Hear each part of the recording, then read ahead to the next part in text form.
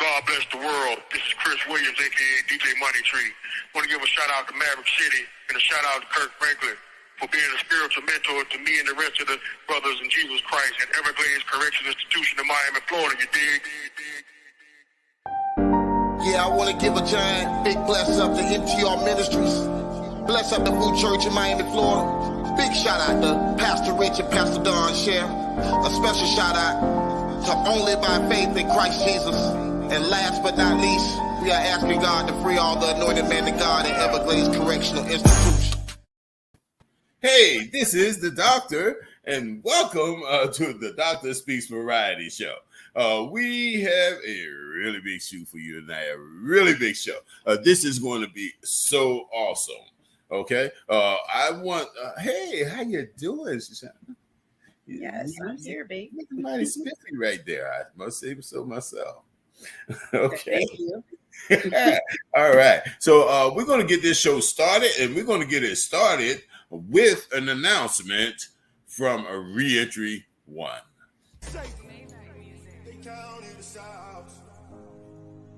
For our returning citizen population in Florida and throughout the nation, let's change the narrative. Let's show them who we really are. Strong, motivated, encouraged individuals that made mistakes just like everyone else in life. We made mistakes and we deserve a second chance. And given that second chance, we're going to show you who we are. We're going to inspire and encourage our local communities. We're going to do great things for our families and for the rest of people, for the rest of the community who are watching us.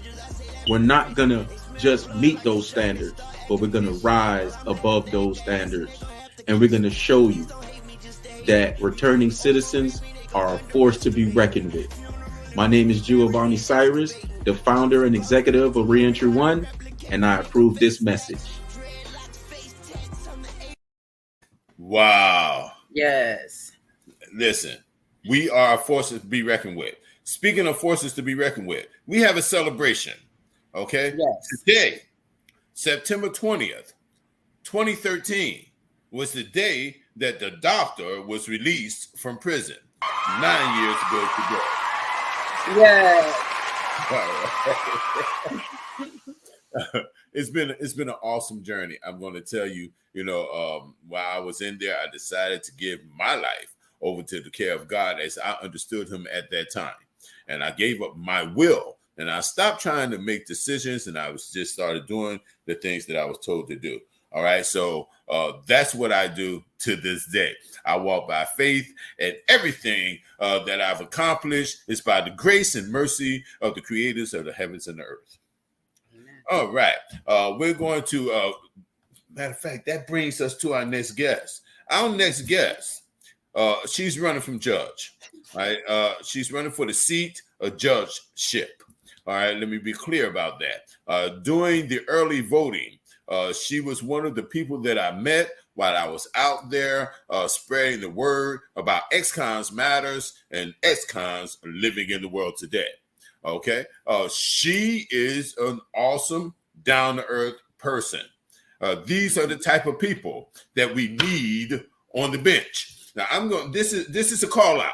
All right. This is a call to action. All ex-felons, if you are not registered to vote, contact me at the doctorproject.com. Okay, we're going to get you registered. It's important that we vote. I want to tell you something. If all the ex-convicts voted for the same person, I don't care who it is, they win. Automatically. Automatic, hands down. Forget about it. It's over. Okay, we have power and we pay taxes. Yep. Okay, we are not third, fourth, fifth, or sixth, seventh, or eighth ranked citizens. We are first class citizens. We pay taxes and we vote. Okay, if dogs and cats and rats and all that stuff matters. Ex-cons matter. Believe that. Okay, ex-cons matters. Okay, we're going to bring on our next guest, Miss Tania Williams. She is running for judgeship. This is our community engagement. Hello.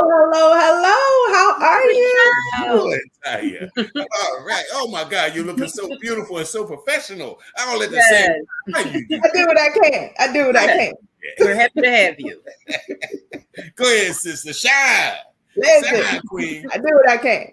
Yes. You know. Now, Gotta be out here representing Black girl magic.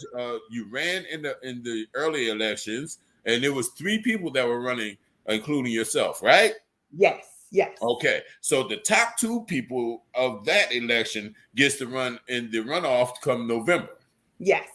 Okay, you want to explain to us how that works and tell us about you and your campaign. Sure. Okay, so I'll start with how it works, then I'll tell you who I am. So The way it works for judicial races, because it's a nonpartisan race, in a judicial race, a candidate has to get 50% plus 1 is what we call it. So it's more than 50% of the vote in order to win. When you have 3 people in a race, it's kind of hard to do that. So in the race that I'm in, there were 3 people going into August, and no one got more than 50% of the vote. So now the top 2 people are going to November. I am one of them. And we're going to fight it out in November. And somebody has to get 50% of the votes in November. With 2 people, it always happens. So I'm out here on this walk, and I was listening to you, Dr. Crabb, when you were talking about, the faith walk that you've been doing. Yes. Listen, when I tell you this little girl that ain't know nobody, ain't know nothing, ain't know what she was doing, is out here running for judge. Okay. That's a faith walk. Do it? Will he won't he will. Won't he will. I got my jacket on right now. You can't see the chill bumps, but they there. Trust me. I feel it. And I was saying it last night.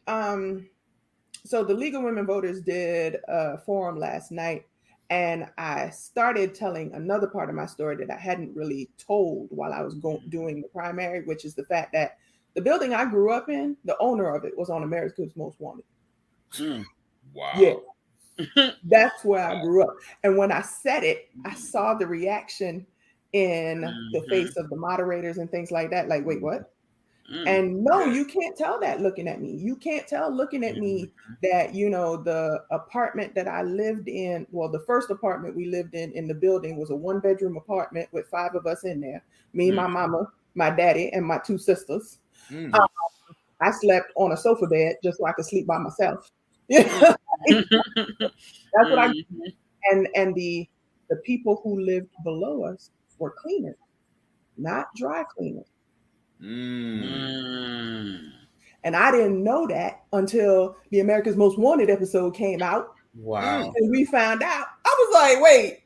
That's our building. That's like the twins. Hold on. They've been doing this all this time? Huh? They've been doing that all that time now. All that time. And they were just 2 older men. That's all I knew, because the truth is, I'm growing up. I'm what? This is before I turned 11, because my father got arrested when I was 11 years old. So this is 8, 9, 10. The twins live under us. All we know is they're not the cleanest, but they were cleaning, and I didn't know that. You know what I mean? And it's funny because I'm like, I remember that night in a weird way, because my father was now in prison, and my mom had moved us to a 2-bedroom apartment on the other side of the hall. So we done moved up like George and Wheezy as far as we concerned, because we got a whole 2nd bedroom now. And it's Friday night, and that was when they had just started TGI Friday with Family Matters, Steve Urkel, and all that stuff. So I'm sitting here, and it's just tell your age now. Go on, tell your age. But the oil of Olay is holding up really, really well. Okay. Yes, it is. Yes, it is. Like, thank you, Jesus. But I'm sitting here, and I heard noise outside. I go, and I'm in the living room that ain't nobody supposed to be in, because they got the plastic on the sofa. And I shut off all the lights, and I'm looking out the window. And these trucks that look like moving trucks, the back of the trucks just started going up, and everybody is pouring out of them. Like, cops are pouring out of these trucks. And I'm sitting here being nosy, like the window is here. And I promise you, I keep telling myself, Tania, you're not remembering this correctly, but I know that I am. one of the officers had a rocket launcher on his shoulder. It was not a battering ram, because people keep asking me that. They're like, you sure it wasn't a battering? It was hollow. Like I could see a hollow opening, and it was long. That was a rocket launcher on his shoulder. And somehow they saw me in the window and shined a light in my face and was like, get out the window. And I tell you, I fell backwards and crawled out because I did not want any problems. Listen, but that's what I grew up in. And they hit my building, East 81st, where Barry had a home, and Texas. All at the same time. At the same time. That's what I grew up in. But I'm on the ballot running for judge. Because it's not where you come from that defines who you are. Tanya, now I've heard your story because I've seen you on the campaign trail. Can you please share with your audience, with our audience and your audience, why you decided to go into law? So I always wanted to be a lawyer. My mom will tell you that I would stand on the toilet and argue why I shouldn't get in trouble. So I always wanted to be a lawyer, but I decided I wanted to become a judge in December 1989. So October 13th, 1989, my mom gets a phone call to come pick up her car in Connecticut. She has no idea what they're talking about. She said, ma'am, the driver of the car has been arrested and you need to come get your car. So she's 29 years old, somewhere in that 28, 29. And she's trying to figure out how to get her car in Connecticut, and we live in Brooklyn. December, we go to Connecticut to the courtroom for a bond hearing. What I didn't know was a bond hearing at a time. I'm just a kid going because dad has a court date. You know what I mean? So we're sitting in the back of the courtroom, me, mom, and my two sisters. I'm 11 and my sisters are 5 and 6. The judge looks at my father, who's standing at the podium, and says, Mr. Williams, I know you want to go home for Christmas. I see your family back there, and I know they want you home. But that is not going to happen. And I just didn't think he had to treat us like that. In my little mind, at that moment in time, this was the most powerful person I had ever seen, because he had the ability to give me my father for Christmas and chose not to. And I decided that I needed that position, not for the power, but so that the next little 11-year-old girl would not feel what I felt in that moment. Yes. And she would be able to see herself sitting on that bench. Yes. So I charted a path, you know what I mean? Yeah. And I've been actually, today is my 20th anniversary as a lawyer. Well, anniversaries across the board. That's what I'm talking about. Yeah. Congratulations. Yes. Today, thank you. Yes. I really feel honored to have you. Yes. What a wonderful honor. She was practicing law when she was 2. Because she 12. I tell people 12. 12. Yeah. Okay. 12. Okay, we'll go for that. When you were 12, because you're not, you're barely 35 years old. I mean, you know. So the funny thing is, I'll tell my age now because I look good. But when I was 15, I hated it. I was 16 for 2 years because I didn't tell nobody I was 15. But I am 44 years old. Okay. So y'all the same age. Yes, we're in the 44 group category. Yes. I'll be 45 this year. Okay. Yes. Yeah, I turned 44 in August. Oh, congratulations. Happy anniversary. Thank you. And happy anniversary. Awesome. So now I want to let you know, you know that during the early elections, I had actually Transcontinental Society Unlimited Productions, my company, we decided to endorse 2 people that were running for judge. One of them was Casey Early. Unfortunately, she lost by 300 votes. 311. 311 votes. Now, that's why S-Cons matters. Okay? That's why every vote counts. Every single one of them. See, now I know we could have made a difference. Okay, and we need people in there. I'm not saying that if you are a criminal judge that you're not supposed to give people time, because you do the crime, you do the time. But you're not going to give somebody 50 years for jaywalking. No. and because that's not even the law. You know what I mean? And that's one of the things. But they go, I know that they go above and beyond the law. I got my 10 years for a misdemeanor battery. I'm sorry, what? I had gotten my 10 years for a misdemeanor battery that they enhanced to a 3rd-degree felony. They gave me the max. habitualized me and doubled it. So I got 10 years for a misdemeanor battery. You know, hold on, wait, I gotta keep my face straight. We on YouTube, okay? But that was the best thing that ever happened in my life. Okay, that particular time I wasn't arrested; I was rescued. There you go. Because I had a chance to get with myself and to get with my creator and become the man I am today. That's why I say all things work. It didn't say all things felt good. Not so it said all things work. Feel good. It didn't say it felt good. It said it worked for the good.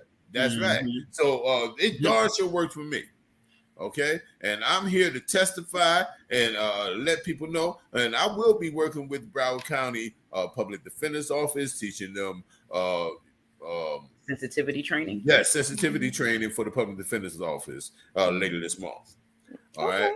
Yes. So implicit bias training is one of the first trainings I did when I was because I used to be the chief of training for the Broward State Attorney's Office. And implicit bias is one of the biggest trainings that Harold said absolutely had to be done. We did it office wide. Attorney, everybody. Now all I gotta do is find out where that budget at. But anyway, okay. Listen, Tania, it is such an honor having you here, and I want you to know that Transcontinental Society Unlimited Productions endorses Tania Williams. Congratulations, you deserve it. Yes. Thank you. Thank you so much. We got your back. I appreciate you. I do. You're real people. You're real people. I hope I never have to stand in front of you because you're going to have to do your job. I hope not either, because you and God done had some conversations and you on this path. You know what I mean? So I hope not. But I'll tell you this, I will treat everybody like a person, because no matter what you've done, you deserve dignity and respect. Yes. Period. Well, Tania, and did somebody 25 years and still treated them like a person. Yes. Well, hey, that's what it's about. And I'm gonna tell you something I'm talking about from the other side of the wall. You don't know how important that is. Absolutely. It even make your time easier when you're doing your time. Yep. The judge had to give me that time, but she wasn't mean. She did what she had to do. I know I was. That's how I'm telling you, because men have to man up in there. That's it. You know, they have to take responsibility for their actions. Listen, it sure was a pleasure having you tonight. Absolutely. And we are going to be in touch. Yeah, absolutely. Thank you for having you back when you will be, being inaugurated, January, because we're gonna put it into the universe. You want Amen. Amen. That's right. Yeah. Right there, TaniaForJudge.com. Her website is www.TaniaForJudge.com. Her social on Facebook and Instagram is at Tania for Judge. November 8th, vote for Tania. Okay, we're gonna put her on the bench in Group 23. All right, thank you, Tania. Thank you. Thank you. We'll be back right after this message.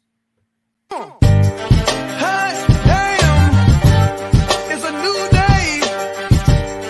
Hot damn, but the boys want the money, man.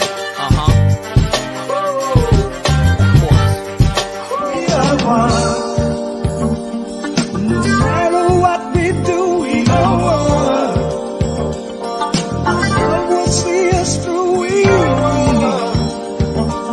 And that's the way it is. I work to be the best, so I keep the pressure on like a full court press. No time for slacking off, can't afford to take a rest. So I'll be going hard like a capitalist just to be the best. I work to be the best, so I keep the. Peace and blessings, everyone.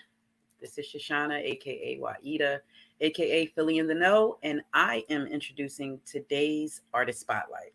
So, peace and blessings, everyone, and welcome to this week's Artist Spotlight. And we are highlighting the Theater of Creative Consciousness of the Arts.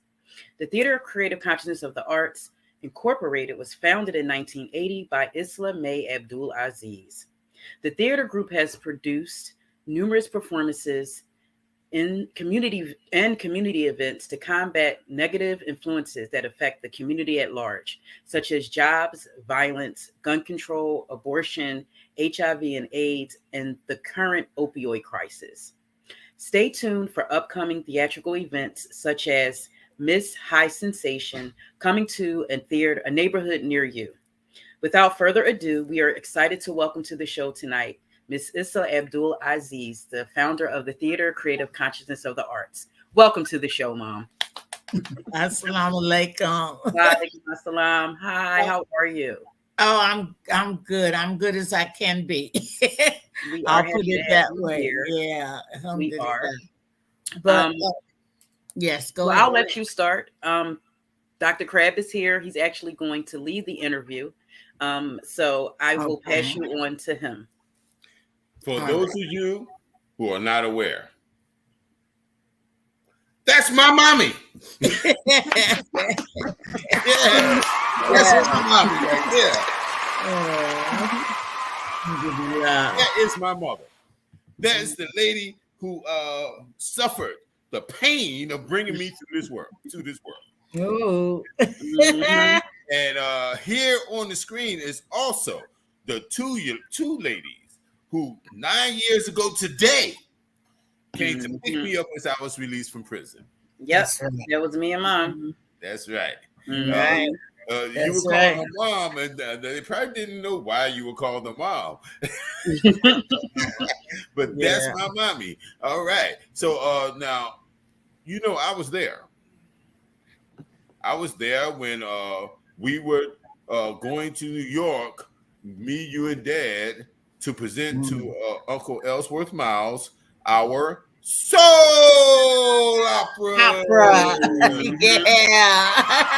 That's right. Soul opera. That's how it all started. Yeah. Okay? Mind you, I was a teenager at the time. So that's how long it's been. That she's been steadily plunging forward, being a community activist, being involved in the community. And I want to let y'all know there are people in our community who's not notarized for their contributions to the community. This lady, and I'm not just saying this because it's my mommy, this lady is a pioneer. Okay, first of all, she was Muslim before it was popular to be Muslim in this country. That's right. It was not popular, not even in our own communities, to be Muslim in this country. And she stood up in the paint, and she hasn't changed yet. And it's been almost a half a century now. Okay, that she's been Muslim. So now she has not wavered in her faith, not one iota. I can't say the same, okay? That's all right. You're hanging in there, son. You're doing it. All right. Yeah. So we're going to talk about the Theater of the Creative Consciousness of the Arts. How did you come up with this name? I don't know. You know what? I'll say this. A lot of things that come up in my mind really come from the Creator. And I don't even know how it comes. It just comes, you know, and I can't even think back. It's been so long. You know, actually, it came in 1970 something. 76. Yeah, 76. I wanted to say that. I wanted to be correct, but in my mind, I have a photographic memory. 76. That's right. That's right. On Stella Street in North Philly. In North Philadelphia. That's right. Yeah. So back there, we started out, actually, what I have written down here, we actually started out as a family doing as the singing poets. So what we did, y'all was the singing poets. Y'all wouldn't let me be a singing poet. You just stay over there and sing bass. But you sound you way over there in the corner and sing bass. And Fatine just stood there and moved and danced. Yeah. That's how it started. It started that way, you know. And then we went to New York and we sang for Shirley Chisholm's inauguration, And then we went on traveling on many conventions of Imam Worfdeen Muhammad, may Allah be pleased with him. And then all up and down South Beach. Mm-hmm. And then we presented the production. You remember this one? On the Verge of Something Wonderful at the Victor Hotel. And then what was it? On the Verge of Something Wonderful. Yeah, wonderful. Yeah. Yes. Yeah. And then we left there and we went to New York, and we did our first production was Get Closer to Yourself, People in Great Neck Manhasset. That's right. We went to West Palm Beach, and with the help of Mayor Sam Thomas in West Palm Beach, we produced and presented SOS Save Our Souls. Yes. And then we came to Miami, and I wrote the Sister Clara Muhammad story after Patches, Patches was done at the Palms of Deerfield, and that was done. I must interrupt here because nobody knows what Patches is, but I'm going to tell it. Patches is a one-woman show. A one-woman show, and she did that. Yeah, I did, but then I incorporated it, and it became 6 women. And they had a quilt, and each dress that they put on there, they remembered when they wore it. One wore it when she heard Frederick Douglass, and one meant a sojourner in the woods, and and one Angela Davis. Yeah, were the people in the play that we highlighted. Awesome. So what are you doing today? So today, what we're doing, I wrote the Sister Clara Muhammad story. So I was blessed with a phone call from Sister Clara Muhammad's granddaughter, Halima, that came and stayed with me a week. And we decided we're going to turn that into a movie. So we're working on that. Okay. But then the tragic coming of HIV/AIDS hit America. And Miami and Florida was named number 1 in the United States to house HIV/AIDS. Okay, so Akbar wrote a devastating impact, which we produced and presented as a musical. So what we do is we don't call our productions plays, we call them reels, because actually HIV/AIDS, drugs, and things like that, violence, abortion, they're nothing to play with. It's real. It's real.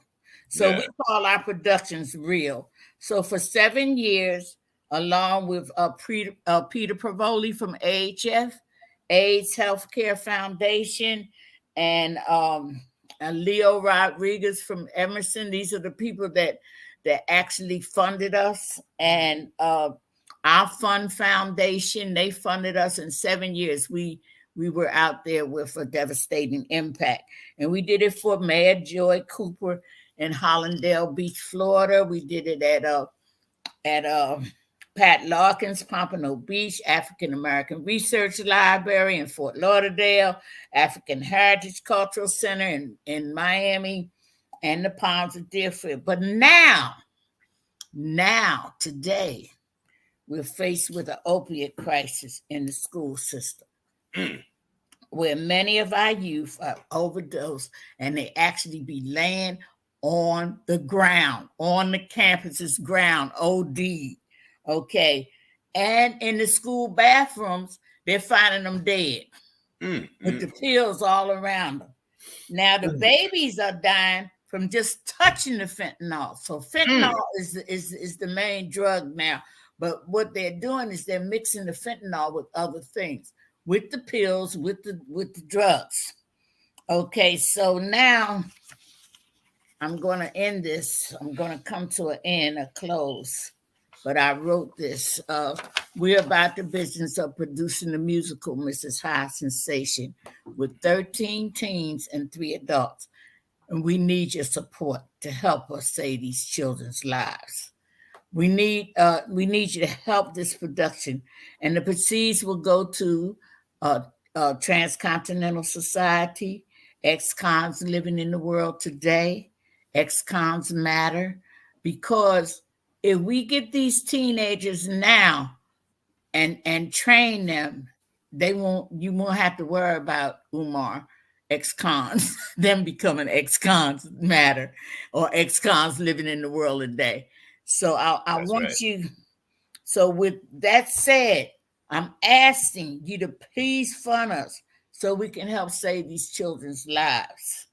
You can fund and you can go right there to the doctorproject.com and make your donations. Yes. It's for worthy causes. Okay? This is serious. Our children are dying. Mm-hmm. The children are dying. I'm going to say it again. The children are dying. That's correct. It is not a joke. That's this is right. not a test. This is not entertainment. This is serious. Yes, our very children serious. Are dying. Mm-hmm. Yeah. And so with that said, we're asking you to help us save these lives. You can also go to the Theater of Creative Consciousness of the Arts website. They have a donation page. You can also go to Cash App and $, Islah May Abdul Aziz.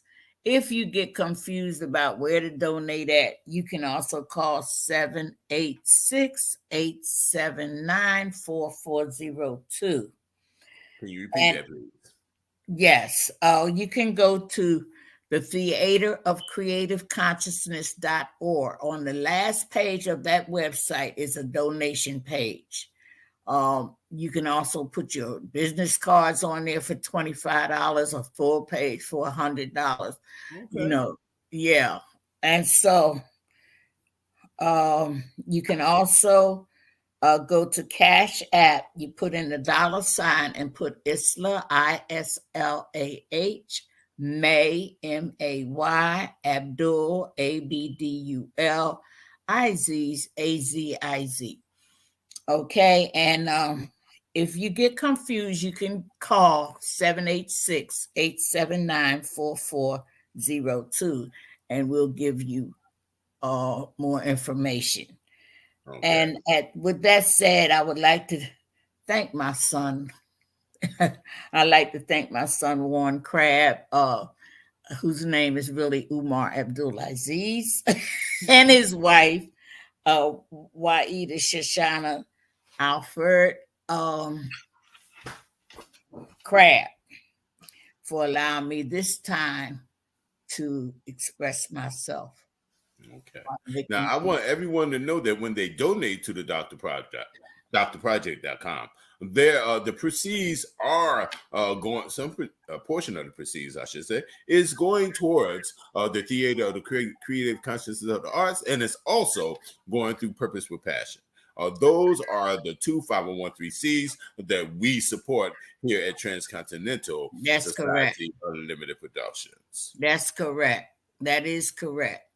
You know, and it'll be a big help because of the fact that when when I looked and seen the child laying in the bathroom and the pills all around, and she was dead, and when I read about the 5 babies in different areas that just touched fentanyl and they were dead, babysitters finding the babies dead, because the fentanyl's in the houses. Yes. It's very dangerous. We really have to get up on it. Miss High Sensation is really, really something.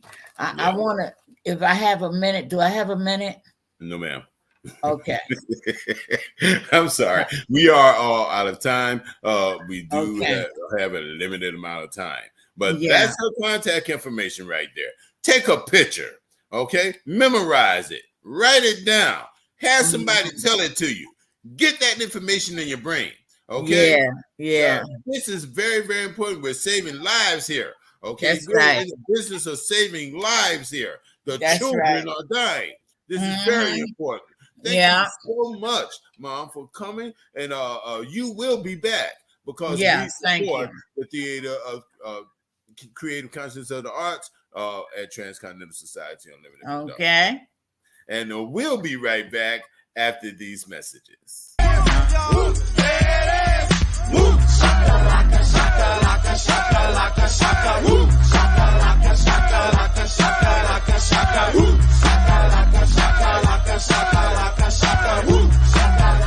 'em out, hey. Bring 'em out, yeah. Bring 'em out, hey.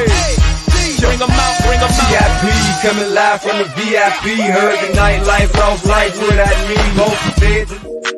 It's a new level.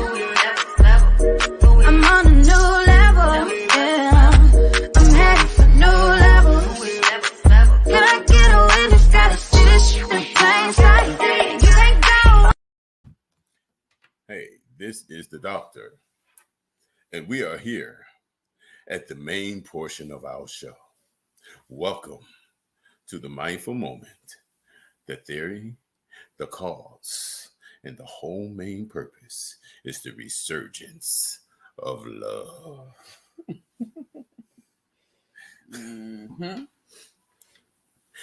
This is the chance for me, the doctor, to be a guest on the Doctor Speaks Variety Show. And we have with us another couple who is going to share with us the resurgence of love. Yes. Miss Koshana and Mr. Painky. All right. How are y'all doing this evening? Man, I am emulsified, bona fide. Now that I'm on the Doctor Speaks Variety Show, I am indubitably qualified. We are. So thank you for having us on the show. Yes. Y'all looking strong. Right. Thank you. Real strong. Represent. You know, for us, I'm going to say this. If we were Italian and we had our hair stick back and, we were proud to be, Italian, it wouldn't be a problem with it. Mm-hmm. If we were Chinese and we had our pride of being Chinese, it wouldn't be a problem with it. No, I'm proud to be a black man. What? Unapologetically black. Unapologetic. No compromising it. No like compromise. African proverb says. I was born like this. And I'm a resurrect like this as well. Say it, brother. Say it, brother. We're talking about relationships today. All right. This is the resurgence of love. Love has left our communities because people don't know how to be in relationships. Mm-hmm. Okay. They don't understand what a relationship is. It's more than just the physical things. It's more than the financial things.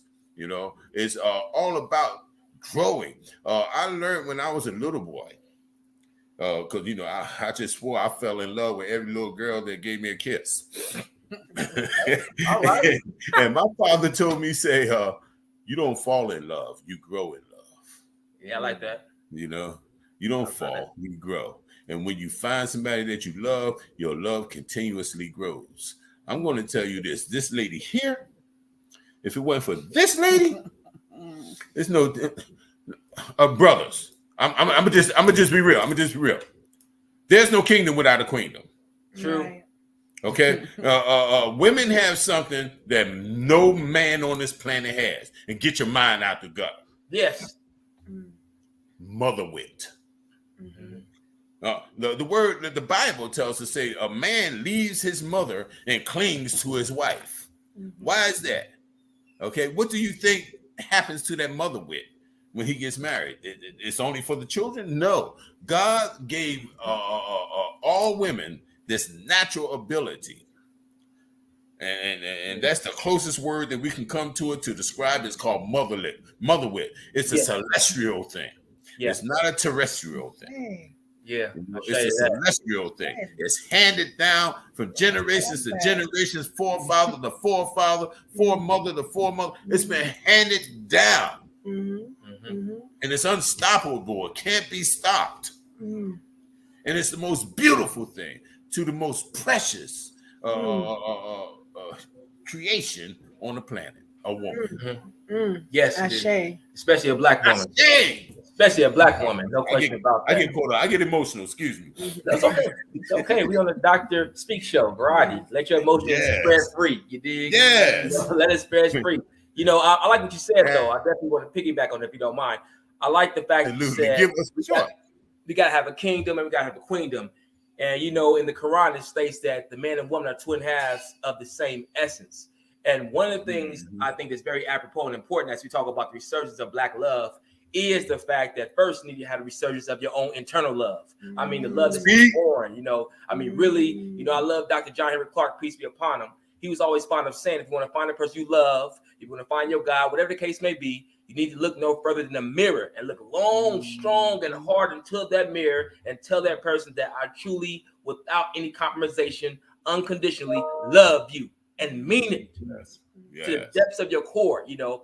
And once you do that self-inventory as it relates to really saying you love yourself, internalizing it, and then acting and with deeds and tenets of the love that you have within you, it'll be like a thermometer.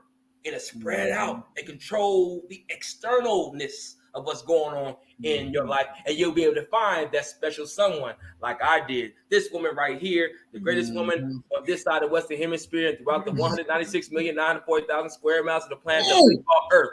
This is the woman right here. She had my back, my front, my hip, my head, everything. I love this woman to life and to infinity, and it's nothing I wouldn't do for her. We had a wonderful relationship, continue to get stronger, and our relationship predicated on spiritual development.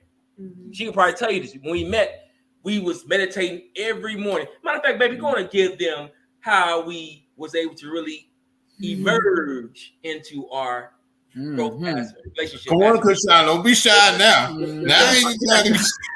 The spiritual development. We're going to talk about that, beautiful. Well, one of the things that I think is vitally important when you are looking for your mate is the spiritual compatibility. You know, a lot of times people think about sexual compatibility, financial compatibility, but what I think was the most transformative characteristic in our relationship was the spiritual compatibility. And when we first met, we were just friends. Both of us met at a spiritual center. So we were already going for the food. We were already coming to get food. Both of us were very serious about our spiritual development. And that's what drew me to Grasshoppa. Go ahead. That's it. I'm getting it right. I'm getting it. You see that? Go ahead, bro. So we when I met him, he was really focused on his spiritual development. We went to a spiritual center where there were beautiful men, beautiful women, beautiful Black people everywhere. But Grasshopper wasn't. His other nickname is Grasshopper. He wasn't distracted, and that was the one thing I noticed. Just, you know, everybody else would Google IU and you could see that they were interested in you. He was focused on the spiritual center. He was focused on the message. He was doing the work inside the center. He was cleaning, he was organizing. And so he stood out to me, right? That's what stood out to me, because at that time in my life, I was serious about not having any distractions, right? You know, if you're going to be on the path with me, you can't take me off my path. Right. That's important when you're on a certain path and you know that you've been called for by God. Can't let anything distract that path, right? So that the most important aspect was that we were both serious about that calling, right? And then when we finally started to converse with each other, we were going through a spiritual thing at the center called Umas 2, and it's the same. It's connected to what we call Easter and resurrection, and which is interesting. We're doing resurgence, but we came together during resurrection time, but it was called Umas 2 in ancient Kemet, and it's the rebirth and the transformation of your soul. And I was new to it, and so I asked brother Grasshoppa at the time. I asked him if he, you know, how did it work? Well, you know, can you teach me about it? And he said, well, yeah, you know, let's connect. So every morning he would call me at like 6 a.m. in the morning and say, okay, we got to meditate. We got to drink water. We got to do all these things, right? And I mean, I would wake up sleepy eyed. Hello. Hey, how you doing? It's 5:30. It's time to meditate. Leading, yes. Right. And I'm like, if this man is this serious, right? I mean, he never missed a day. And Uma's too is I think about 47 days long. So it brought us together through meditation. So we would come and we would meditate with each other. And as we did that, like, we literally had no intentions with each other in the beginning. But I would say this prayer over our meditation, and I would always ask the ancestors to bless our intentions. So whatever, because sometimes when you're African Americans and we're learning to be Africans again, it's new to us. We don't even understand our practices, but we're trying. We have our crystals, we have our water, we're chanting, we're doing everything. So I always ask, please just bless my intention. The fact I may not do it the right way, right? But what my heart is trying to connect to source. My heart's trying to get back to truth. And it did. Spirit blessed our union and brought us together, and then we became a couple, and it influenced the entire community. Wow. It was the couple. It is what it is. It is what it is. See, I'm gonna just go ahead and say it. For those of you that are that are watching this, those of you that are watching the recap of this, you're looking at two power couples. Oh, that's shame. Okay, that's a power couple. This is a power couple. Yeah. If you want to know what a power couple look like, this is what it looks like. Yeah. Okay. More in the making. And there are more. Okay, they're out there. For you sisters who claiming that there's no good men out there, I'm trying to tell you, you're looking in the wrong place. You heard what she said. She wasn't even looking for a man. She was taking care of her business, getting her spirit, her celestial self together, and was blessed with a mate. Yep. And I live 60 miles away from the spiritual center. So when I say stars and things aligned it, people were driving me for some strangers. People kept saying, you got to get to the spiritual center. You got to get down there. Your family's down there. They would say all kind of, and I'm like, what? Like, what are you talking about? And when I got there, I mean, my whole future was there, Was there. Yeah. Look at you. You are. You're a whole person today. Yeah. Y'all look lovely. I got to tell you. Listen, y'all look beautiful. I put one of your pictures, the both of you, where you were just grinning. He was just grinning. And you were just all up on it. That was such a powerful picture. No, you were showing teeth. Yeah, you were showing teeth. His smile. Yes.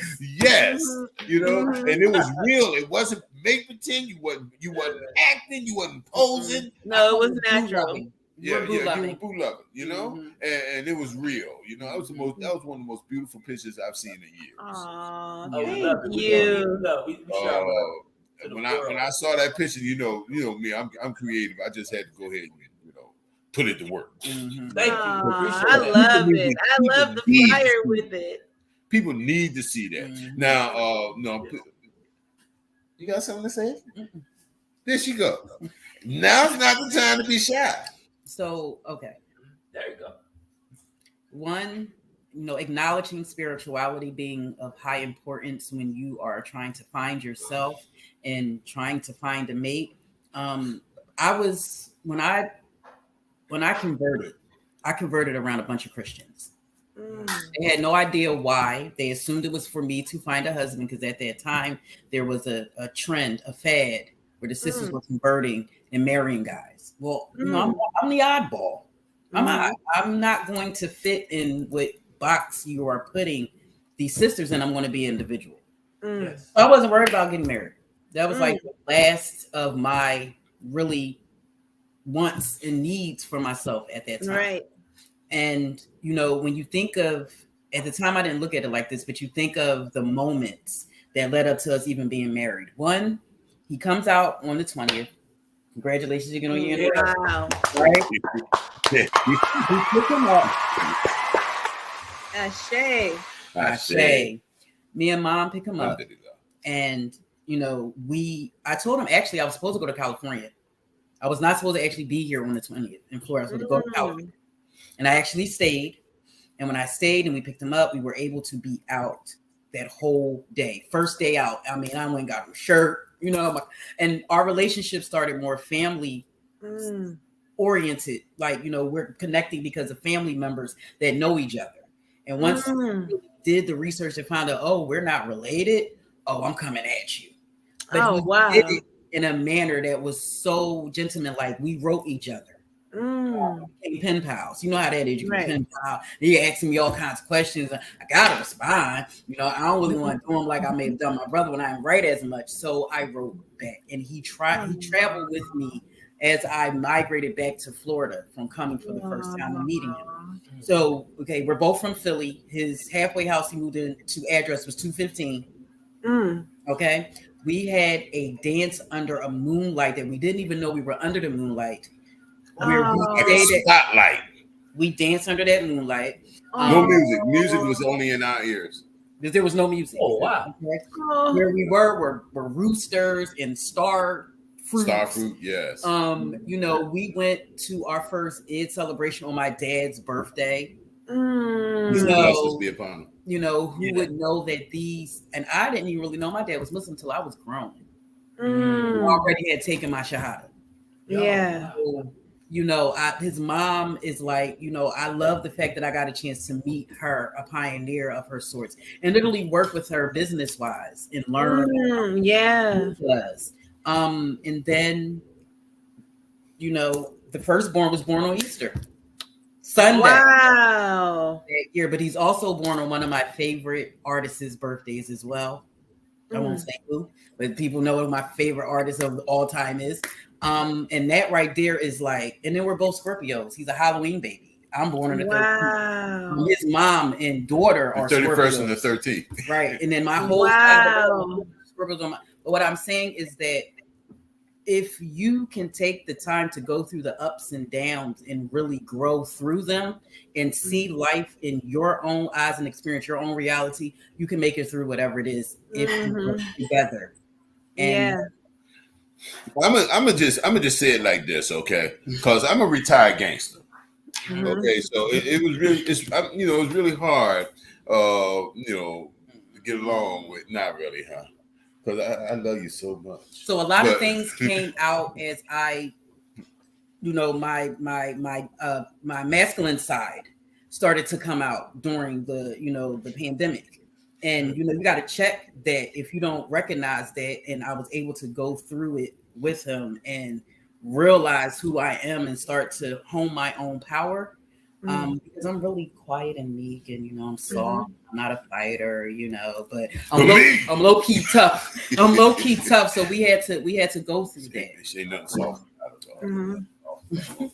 So I say all this to say, the ability to have this conversation too. And I think what you're touching on is really, it's really important for Black women. Balancing our masculine and feminine energy because of the fact that Black women have had to be independent, not only independent, but had to be strong. I mean, you just had to be. The STRONG is associated with Black woman.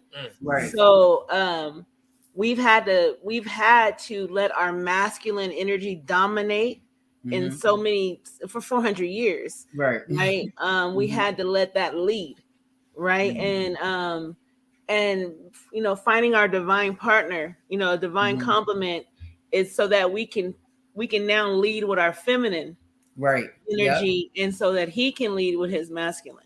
Right. But we all have both masculine and feminine energy, and it has to be integrated. What I've learned with Black women and Black men, our love story is a little different. We don't have the Cinderella love story, the Prince Knight in Shining Armor, the weak. Well, I don't know about that. The helpless woman role is not a. We're a matriarchal culture in a lot of senses, and in certain senses, right? So ours, if you look at Aset and you look at Asar and you look at the story of Heru and all of those, the woman repairs the man and puts them back together, right? And so a lot of times as Black women, that's our love story. Yeah. Right. And it's written in the stars. It's written already. And we play it out even now. And so we tend to get confused because we're like, wait, they're supposed to come rescue us. This night we're looking for that European. You feel like if you have to do this rescuing, where is that? You know, why do I have to do it? But the story has been written because of the circumstances that you come in, and not saying that you're the man, but the woman, like I said, wasn't a man, but I said loved her man so much that she pieced him back together. I'm talking about she found every piece of him. They tried to chop him up, tear him up, and that's the black man today.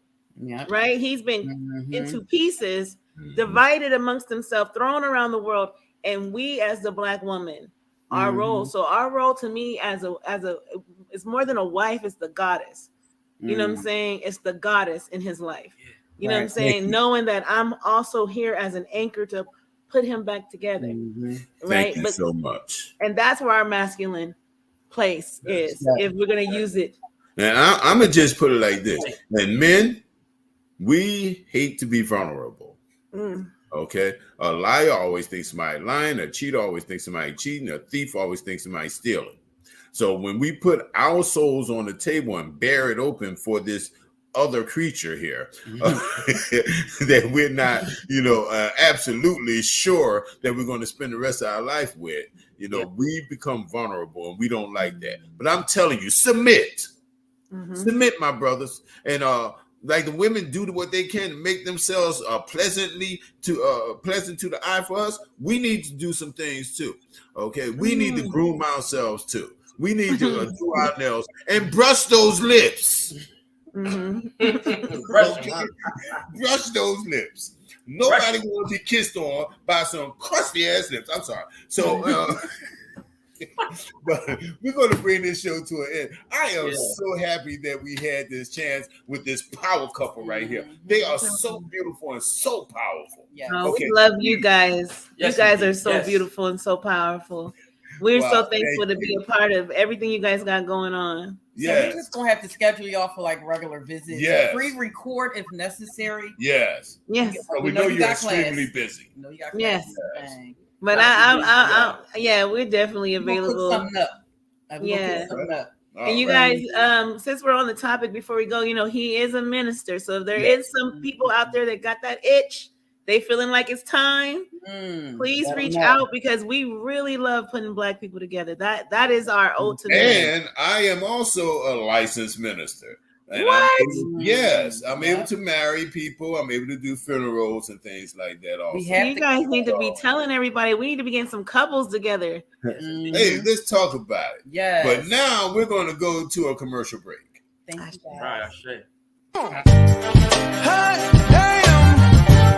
It's a new day.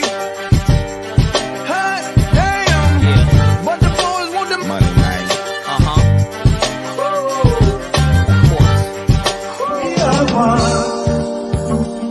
No matter what we do, we God will see us through. And that's the way it is. I work to be the best, so I keep the pressure on like a full court press. No time for slacking off, can't afford to take a rest. So I'll be going hard like a capitalist just to be the best. I work to be the best, so I keep the. Two things before we leave you tonight. One, if you think you're a world changer and you want to appear on the Dr. Speaks Variety Show, contact us at thedoctorproject.com. The second thing, we are accepting donations. We are taking people on for sponsorships. We are being sponsored by people. And we do have advertisement spots available. Contact us at thedoctorspeaks.com, and we love you. Good night. There's a name that I can call on, a name that you all know, that if he have to reach way, way down, he will pick you up from below. He's my father, my provider, he's my everything. Through any problem, I can call him, and this is why I sing. For Jesus, give all the praises, Jesus. I just want to say thank you, Jesus.